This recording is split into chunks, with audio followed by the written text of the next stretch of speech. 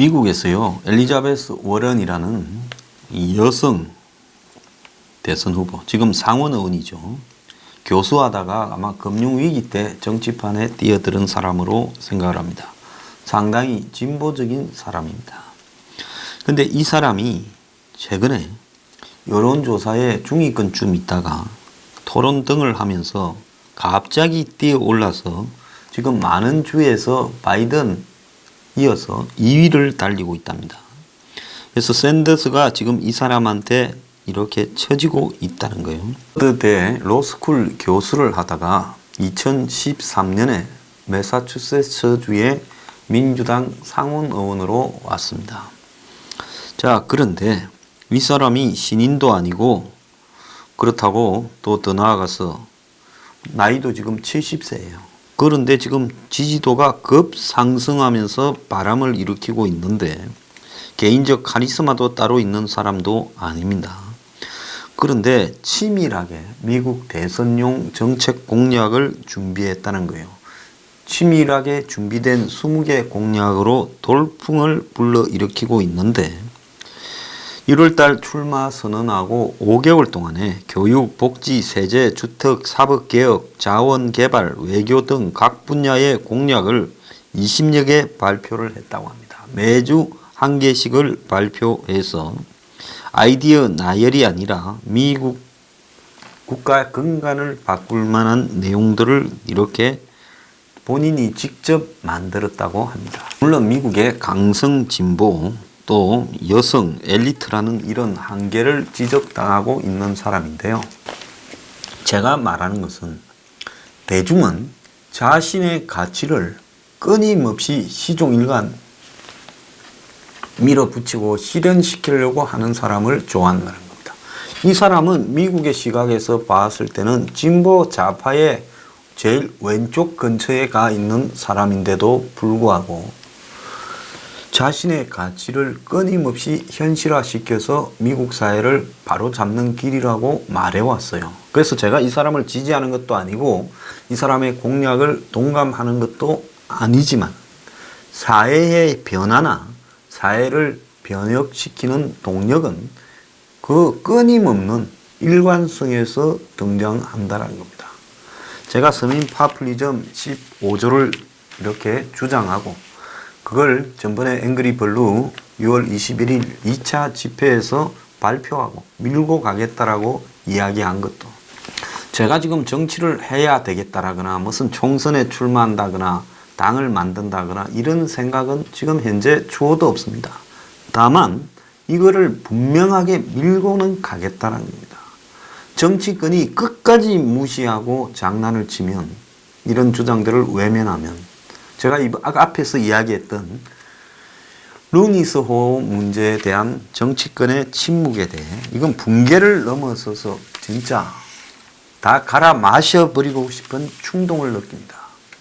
정말 제 마음 같아서는 당을 하나 만들어서 그래서 그 당을 통해 대중의 심리에 불을 질러서 그리고 정권을 잡은 다음에 그래서 정말 잘못된 모든 부분들을 다 한번 정리하고 이 나라를 새로운 출발을 하게 하고 싶다. 이런 욕구도 느낍니다. 그런데요, 그런 것보다 더 중요한 건 지금 이 나라의 보수를 대변한다면서 보수 통합을 해서 총선에서 과반수 의석을 점거하겠다라는 한국당이 보이는 판문점 쇼에 대한 오락가락 행보입니다. 자, 한국당은 한국당 나름대로의 소신이 있어야 되죠. 언론에 보면 여론조사에서 황교안 상승세가 꺾였다. 차기 주자 1위가 이낙연으로 21.2, 황교안이 20이다. 이렇게 지금 나오고 있습니다. 자, 이거는 실제로 꺾였는가 안 꺾였는가는 저는 잘 모르지만은 여러 가지 최근 형보로 보면 이제 황교안을 2등으로 만들어도 누가 이의 제기를 못할 만큼의 충분한 오락가락 행보를 했다는 겁니다. 이 이전에 두어 달 밖에 나와서 투쟁한다고 하다가 지난 6월 28일 날 아무런 설명 하나 하지 않고 무조건 항복으로 패스트트랙에 대해서 사과도 고발 철회도 원점에서 재논의도 아닌 그냥 특위위원장 하나 던져준다 소리 듣고 기어 들어갔습니다. 이게 뭘 의미하는 겁니까? 그야말로 한국당은 그러면 말라 나와서 장외투쟁을 하니 지랄을 했습니까? 국회에서 일하기가 싫어서 바닥에서 좀 놀고 싶었습니까? 자, 황인이라는 사람은 어제 초월회라고 문희상이가 주도하는 당 대표들 초청 식사 자리에 가서 사진 찍고 했습니다. 그는 어제 당의 부대변인을 임명하면서 자유롭게 말하라고 했다고 합니다. 자, 안 그러면 자른다고, 자유롭게 말하라 하고 말 안 하면 자른다고 했다고 합니다. 입을 열 때마다 사고를 치고 있어요. 자, 그런데 그런 거는 애교라고 칩시다. 저도 그런 말 실수 가지고 더 말하고 싶지는 않습니다. 그런데 황교안이 김무성과 첫 단독 회동을 어제 여의도에서 했다. 자, 배석자 없이 만났는데 황이 먼저 제안을 해서 3시간 동안 밥을 먹었다고 합니다. 친박계의 화학적 결합 문제, 비박 친박계 간에 바른미래당과 통합, 그리고 사무총장 인선, 애국당 문제 이런 것을 다 논의했다고 합니다. 자, 한간에 황교안 뒤에 김무성이 있다. 그 말에 대해서 저는 별로 평하고 싶지 않습니다. 그런데 이제 노골적으로 둘이 내놓고 만나는데요. 황은 이런 것들을 떠나서 가장 중요한 것은 어떤 사안이 정해졌을 때 오락가락 하지 말고 일관성을 가지고 비판을 하든지 아니면 옳은 건 옳다고 하든지 할 필요가 있다는 겁니다. 자, 이번에 트럼프가 판문점 쇼를 한 데 대해 황교안은 자신의 한국당이 회담 당일은 매우 긍정적인 것처럼 말을 했고 황교안 스스로도 긍정적으로 이야기를 했습니다. 사상 첫 남북미 판문점 회동에 최초로 DMZ에서 미국과 북한의 정상이 만나고 대화를 나눈 것 자체가 큰 의미가 있다. 그렇게 말하면서 그날 오후에 국회에서 열린 내부 회의에서 특별히 트럼프 대통령이 북핵의 포괄적 타결에 대해 언급한 것이 의미가 크다. 이렇게 말을 했어요. 트럼프도 찬양을 했어요. 그런데 지금 나오는 걸 보면 트럼프가 크는 이 땜질식 말 외에 지금 솔직히 북한하고 붙어 먹으려고 하고 있다라는 우려가 여러 군데서 나오고 있지 않습니까? 자, 그런데 1일날 최고위원회에서는 문재인이 그 회담에 참석을 못해서 아쉽다 이렇게 말했습니다. 문재인이 참석 못한 걸 강조하려고 말을 했을 거라 봅니다만은 그런 회담을 주선한 것 자체가 잘못됐다라고 이야기를 하고 그렇게 주선하고 몇 달 동안 구멍을 파놓고 지는 그 회담장에 들어가지도 못하는 쪼다가 있냐 이렇게 말을 해야지요. 이렇게 말하는 것도 무섭고 저렇게 말하는 것도 무서운 사람이 왜 야당 대표를 합니까? 그러면서 트럼프의 발언을 살펴보면 미국이 철저하게 자국 안보에 집중하고 있다. 북한이 발사한 단거리 탄도미사일에 대한 언급이 전혀 없고 우리의 안전 위협에 대한 형식적인 의지 표명조차도 하지 않았다. 그래, 맞죠. 이 말은 맞아요. 그러면 하루 전날 트럼프가 포괄적 비핵화를 말해서 의미가 크다라고 했던 자기의 말과 또 하루 뒷날 트럼프가 말한 걸 보니까 지금 북한의 미사일 발사나 이 한국의 안보에 대해서 우려를 말하지 않아서 유감이다라고 이렇게 말을 하는 오락가락하는 그런 워딩은 어디에서 나왔냐는 거죠. 나경원은 문재인이 한반도 비핵화에 대해 운전자로 시작해 중재를 자처하더니 이제는 개그로 전락한 게 아닌가 싶다.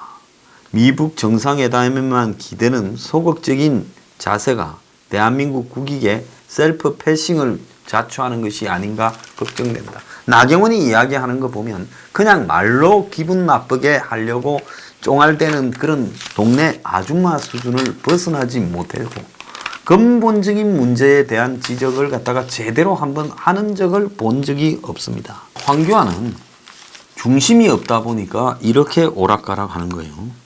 요 근래 황교안이 들어서고 와서는 자, 뭐라고 했습니까?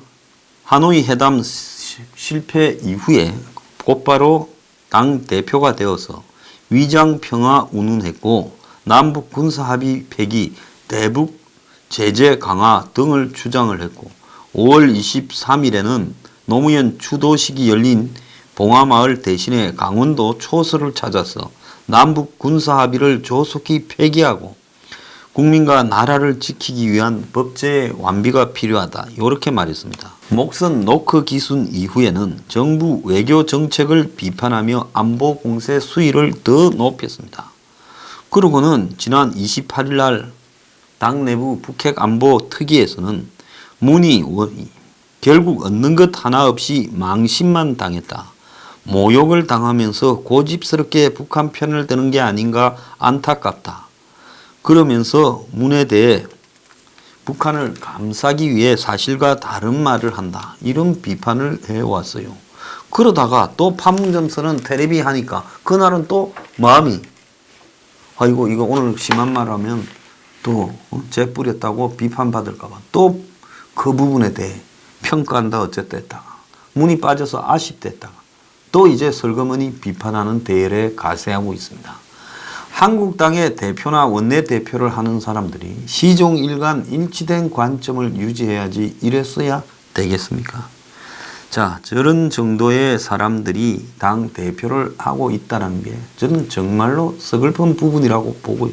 그러니까 지금 한국당이 끝도 없이 지금 북한의 석탄 밀수나 불법 환적에 대해 침묵하는 겁니다.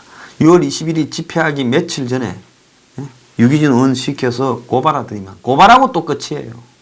황교안이 나경원 입으로 북한 석탄 밀수나 불법 환적에 대해 말한 적 한 번도 없습니다. 전부 말뿐이에요.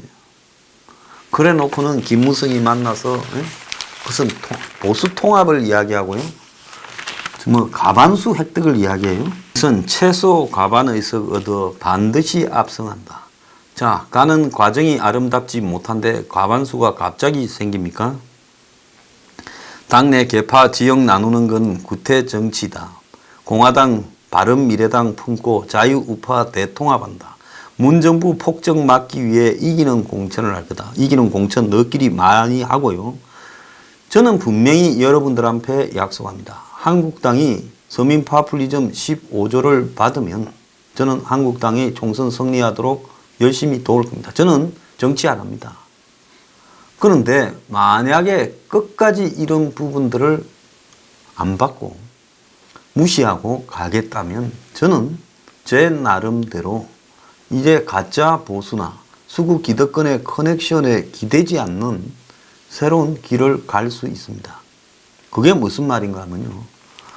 한국당이 서민 보수라고 평소 시장 바닥에 뭔 일만 있으면 다니면서 악수하면서 강조하잖아요. 이번에 제가 만든 서민 파퓰리즘 15조라는 거 하루아침에 만드는 거 아닙니다. 제 책 개혁 보수의 미래에 6년 전에 다 써놨던 내용이에요. 그걸 제가 압축했을 뿐입니다. 그렇다면 그 내용의 일부는 조정이 가능하거나 할 수도 있겠지만 그 빼대는 그야말로 오늘날 한국의 서민에 정말로 필요한 것이다. 그런데 이 필요한 서민에게 진정으로 필요한 것은 누군가에는 불편할 수 있죠. 누군가에게 불편해요? 좌우 수구 기득권한테는 불편한 겁니다. 좌파 기득권한테는 엄청 불편한 거고 민노총이나 한마디로 우파 기득권한테도 불편한 것일 수 있죠. 뭐가 불편하냐? 청년이나 서민청, 노인청에 대한 국가적 주택 공급, 이것은 엄청 불편할 수 있습니다. 저는요, 과거 IMF 직후에 마이너스 옵션이라는 이 아파트 공급을 해서 히트를 쳤던 건설사 오너를 통해 이 내용이 옳다라는 부분에 대해서 이야기도 들었습니다. 절대로 지금 거품이 끼어 있고 그야말로 가식이 포함된 이런 정책이 부동산 정책이 지속될 수 없는 것이죠. 그리고 그걸 위해서 지금 국민들이 희생해야 될 이유는 없는 겁니다. 혹자는 좀 있으면 다 인구 줄어들 건데 아파트 뭐 문제 생기겠냐, 그때까지 참으면 되지. 일본이요, 지금 인구가 줄어든 지가 30년이 됐는데, 거품이 꺼진 지가 30년이 됐는데, 그래도 여전히 그때보다는 쌉니다마는 아파트 가격이 비쌉니다.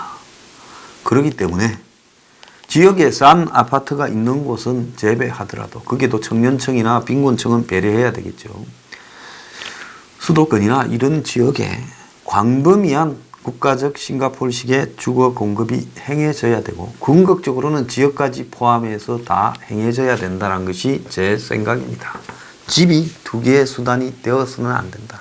한국당은 절대로 이걸 못 받을 거라고 저는 보고 있습니다. 왜? 거기에 의원들부터, 거기에 속한, 거기에 한국당을 둘러싸고 있는 사람들 대다수가 이런 주택 구조에서 덕을 보는 정당이라는 겁니다. 자, 박근혜 정부에서 왜 초이노믹스라고 최경환이 부총리 할 때 아파트 가격 올리는 정책을 끊임없이 시도했겠습니까? 양도세, 취득세 면제부터 시작해서 뭐 LVT니 DTI니 완화해 준다고 별지랄을 다 하지 않았습니까? 왜 뉴스테이라고요? 재벌들 고액 월세 장사를 하라고 박근혜 전 대통령 그걸 찬양했습니다. 우리가 박 전 대통령을요, 석방하고 그 사람의 공을 인정하는 것과 잘못된 것은 잘못했다고 이야기할 수 있어야 되는 겁니다. 맹목적으로 찬양해서는 안 되는 겁니다. 그렇다면 이런 부분을 받지 못하는 수구 기득권 보수는요, 그야말로 보수의 기반을 이루는 다수의 서민들과는 괴리된 그들만의 세계에서 서민들을 착취하면서 수익을 얻고 있는 사람들일 수 있는 겁니다. 여기서 제가 착취라는 용어를 쓰니 불쾌하시죠? 솔직히 그렇죠. 그게 아니라면 왜 못합니까? 많은 사람이 행복할 수 있는 일이고, 자, 이것이 무슨 좌파 우파하고 관계되는 것도 아니에요. 국가적 주택 공급을 한다고 공짜로 줍니까? 거품 뺀 가격에 국가가 싸고 축적된 기술을 통해서, 그리고 확보한 땅을 통해서, 또 높은 용적률, 이런 부분을 통해서 아파트에 거품을 싹 빼고 안에 내장이니 뭐니도 없이 마이너스 옵션으로 세멘트 그대로 해서 백업을 해주면 당사자가 안에 싼 가격으로 자기가 장식을 하면 되는 거예요. 그러면 400~500만 원에 충분히 아파트 공급할 수 있다는 것이 제가 전문가들한테 몇 번을 반복해서 들은 이야기입니다. 자, 이걸 왜 못합니까? 안 하는 데는 이유가 있죠. 기득권의 담합에 의해서 못하는 겁니다. 기존의 재벌 건설사들은 이게 불편하겠죠. 기존의 수구 언론들은 이게 굉장히 또 불편하겠죠. 자기들 광고 시장을 없애고 부동산이 떠야 자기들 광고가 늘어나는데, 그리고 그 언론사 전부가 수구 기득권으로 높은 아파트 가격을 향유하고 있는 집단입니다. 김의겸에 대해 그 행정명령 지체에 대한 부담금을 매긴다, 이런 이야기가 들려요. 자, 김의겸이라는 사람이 겉으로 진보를 자처하면서 결국은 투기에 가세하는 이 모습이 한국의 좌파 진영들도 이걸 안 하는 이유를 충분히 보여주는 겁니다. 저는 좌우를 떠나서요, 다수의 주인인, 한국을 움직이는 다수고 주인인 서민층들이 삶에 도움이 된다면 거기에 이런 웃기는 좌우파 논리를 갖다 대어서 장난을 치는 것은 가소롭다고 생각하는 사람입니다. 자, 그래서 이 기득권 정치가 서민 파퓰리즘 15조를 끝까지 거부할 때는 이제 그때는 그야말로 서민층과 중산층, 그리고 미래가 없는 젊은 층이 들고 일어나야 된다고 생각합니다. 언제까지 그들의 종이 되어서요, 보수 단일화요? 그걸 황교안이하고 김무성이가 합니까? 웃기는 소리 하지 마라 그러세요. 보수 단일화는요, 사람끼리 모여서 하거나 애국당이나 무슨 바른미래당에 있는 사람들을 무슨 누굽니까? 유승민이하고 하는 게 아니라요. 정말로 보수를 단일화하고 싶으면 서민 보수를 위한 정책을 통해서 단일화해라는 겁니다. 그게 아니고는 너들 전부 상류층 수구 기득권 권력 잡고 돈벌이 해먹는데 서민들을 둘러리 세우지 마라. 그런 거짓에 대해서는 다시 속지 않겠다는 겁니다. 자, 다 사쿠라처럼 행동할지 몰라도요. 여기 황장수는 분명하게 하겠습니다. 얘가 능력이 모자라서 실패할 수는 있겠지만은 저는 붙어 먹거나 팔아먹는 일 없이 끝까지 한번 가보겠습니다. 자, 가짜 보수 통합 행보 가짠타라고 제가 이야기하겠습니다.